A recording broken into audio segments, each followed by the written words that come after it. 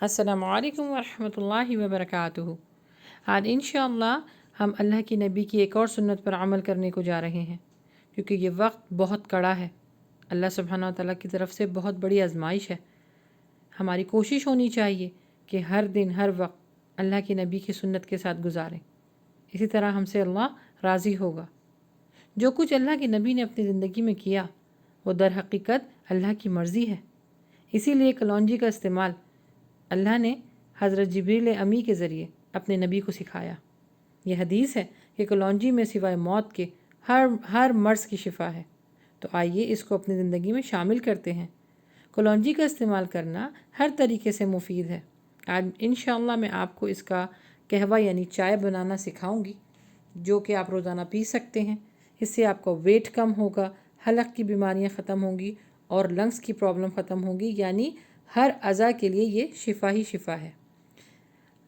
ہم لیں گے اس میں پانی، ہنی اور یہ کلونجی، یہ تین چیزیں ہمیں لینی ہیں۔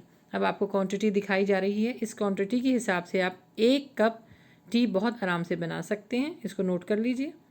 آپ نے پین میں 1 کپ پانی ڈالا اور اس کو اچھی طریقے سے بوائل کر لیا۔ جب یہ اچھی طریقے سے بوائل ہو گیا، پھر اس میں ہم نے کلونجی ڈالنی ہے، جو 1.5 ٹی اسپون ہم نے لی تھی۔ یہ کلونجی ہم اس میں ڈال دیں گے اور اس کے بعد اس کو کور کر دیں گے انٹل جب تک سے یہ بوائل ہو جائے۔ اب یہ بوائل ہو گئی ہے، اس کو اسٹینر کے ذریعے ہم اس کو چھان لیں گے۔ بہترین سا آپ کا ایک کہوہ تیار ہو رہا ہے۔ اس کے بعد چھاننے کے بعد آپ نے اس کے اندر ہنی ڈالنا ہے۔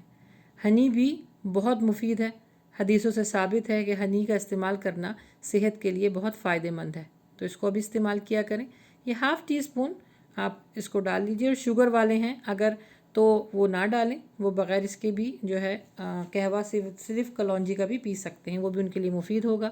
یہ دیکھیں آپ کا بہترین سا قہوہ بن چکا ہے۔ اب اس کو پئیں، اور اس کو پینے سے پہلے ایک دفعہ اور یہ نوٹ کر لیجئے کہ سورۃ الفاتحہ 1 مرتبہ پڑھ کے اس کے اوپر دم کر لیجئے اور اس کو استعمال کیجئے۔